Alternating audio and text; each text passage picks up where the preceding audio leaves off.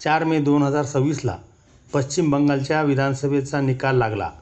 या निवडणुकीत ममता बॅनर्जी यांच्या तृणमूल काँग्रेसचा पराभव झाला आणि पुढच्या महिन्याभरात तृणमूल काँग्रेसमध्ये मोठी फूट पडली. 2024च्या लोकसभा निवडणुकीत तृणमूल काँग्रेसचे 29 खासदार निवडून आले होते. मात्र त्यापैकी 2/3 म्हणजे तब्बल 20 खासदार पक्षातून बाहेर पडले आणि त्यांनी स्वतःचा वेगळा गट स्थापन केला.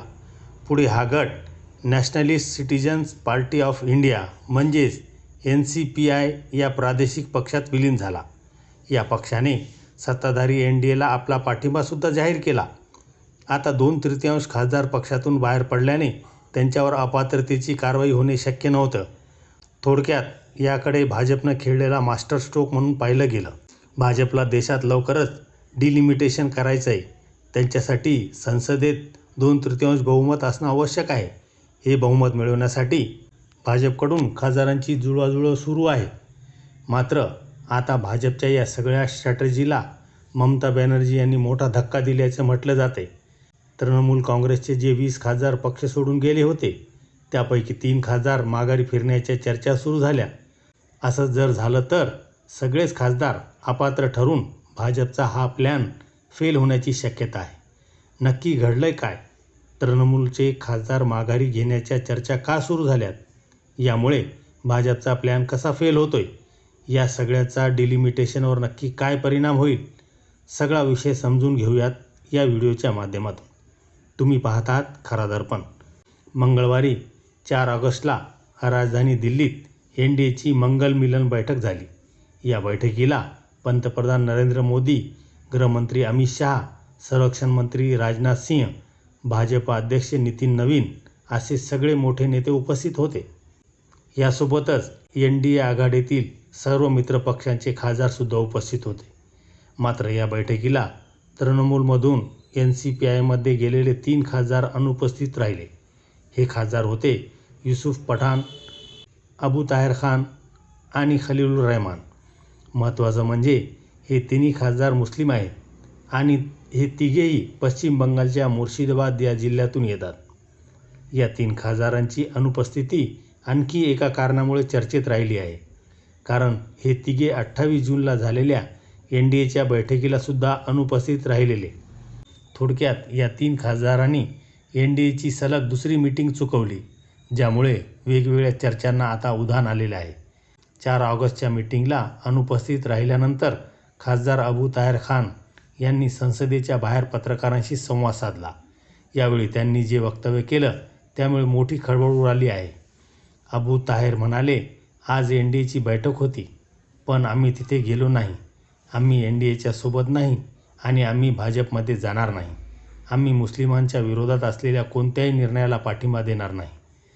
खरं तर सुरुवातीला TMCमधून NCPIमध्ये गेलेल्या सगळ्या 20 खासदारांनी NDAला समर्थन देण्याचे जाहीर केलं. खासदार काकोली घोष या बंडखोर खासदारांचे नेतृत्व करत आहेत. त्यांनी पावसाळी अधिवेशन सुरू होण्यापूर्वी हे 20 खासदार NDAला समर्थन देतील असं जाहीर वक्तव्य केलं होतं. मात्र आता त्यापैकी 3 खासदारांनी ते NDAला समर्थन देणार नाहीत असं जाहीर केल्यानं मोठा पेच निर्माण झालेला आहे. आता बंडखोर खासदारामध्येच फूट पडत असल्याचं म्हटलं जात आहे. पण इथे लक्षात घेण्यासारखी गोष्ट म्हणजे हे 3 खासदार NDAच्या बैठकीला अनुपस्थित राहिले. मात्र त्यांनी पश्चिम बंगालचे मुख्यमंत्री शुभेंदू अधिकारी यांनी बोलावलेल्या बैठकीला उपस्थिती लावली.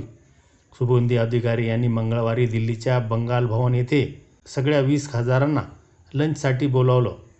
तृणमूलचे सगळे 20 बंडखोर खासदार या दुपारच्या जेवणाला उपस्थित होते.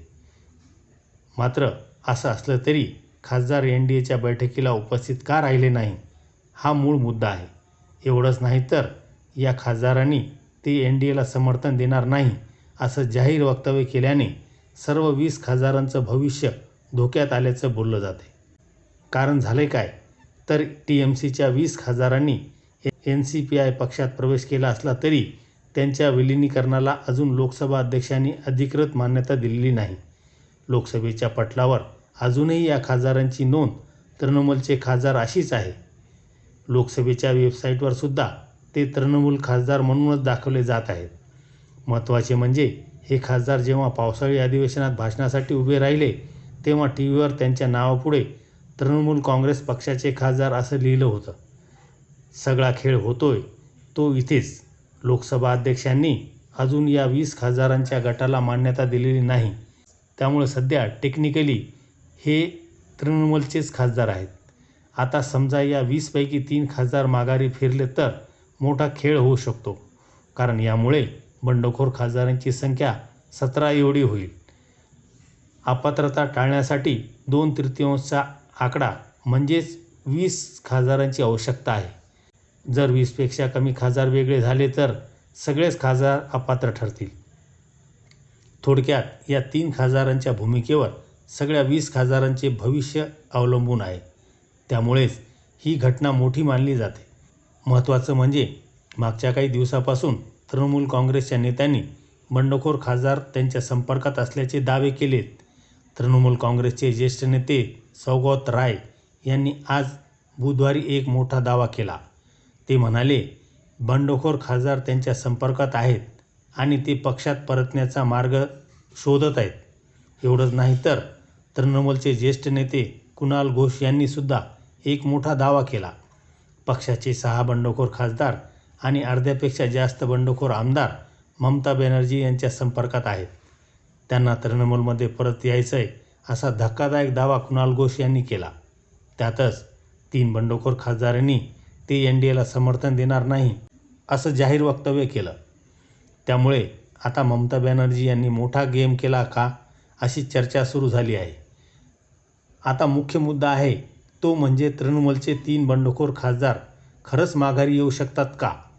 तर सध्या तृणमूलच्या ज्या 3 खासदारांच्या माघारी फिरण्याची चर्चा सुरू आहे हे 3ही खासदार मुस्लिम समाजाचे आहेत. युसूफ पठाण हे बहरामपूरचे खासदार आहेत. अबू ताहिर खान हे मुर्शिदाबादचे खासदार आहेत. तर खलीलुर रहमान हे जंगीपूरचे खासदार आहेत. हे 3ही मतदारसंघ पश्चिम बंगालच्या मुर्शिदाबाद जिल्ह्यात येतात. मुर्शिदाबाद हा असा जिल्हा आहे जिथली 66% जास्त लोकसंख्या ही मुस्लिम आहे.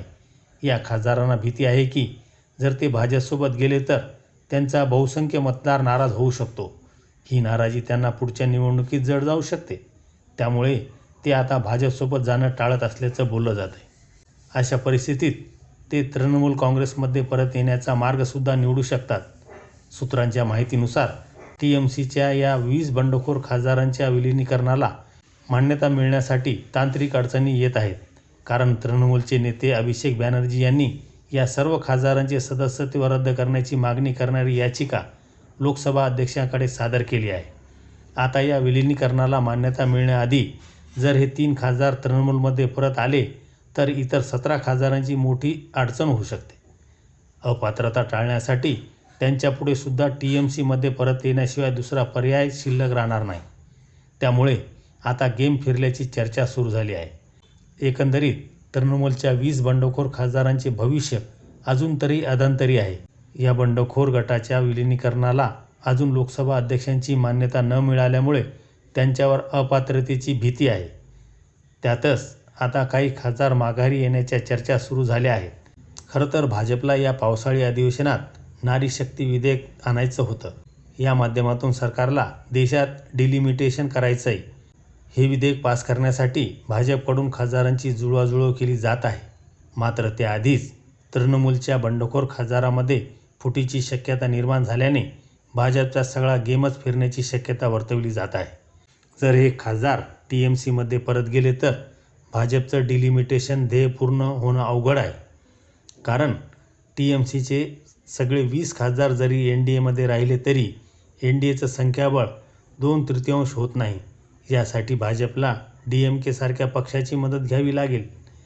त्यातच जर TMCचे खासदार परत माघारी फिरले तर NDAचा आकडा आणखीन खाली येऊ शकतो. या परिस्थितीत NDAसाठी 2/3 बहुमत गाठणं जवळपास अशक्य आहे. तुम्हाला या सगळ्याबद्दल काय वाटतं? तृणमूलचे 3 खासदार माघारी फिरतील का? यामुळे भाजपचं डिलिमिटेशनचं स्वप्न भंगणार का? यावर तुमची मतं आणि प्रतिक्रिया आम्हाला कमेंट करून नक्की सांगा. आणि राजकीय घडामोडी विस्ताराने पाहण्यासाठी खरा दर्पण चॅनलला सबस्क्राईब करायला विसरू नका. धन्यवाद.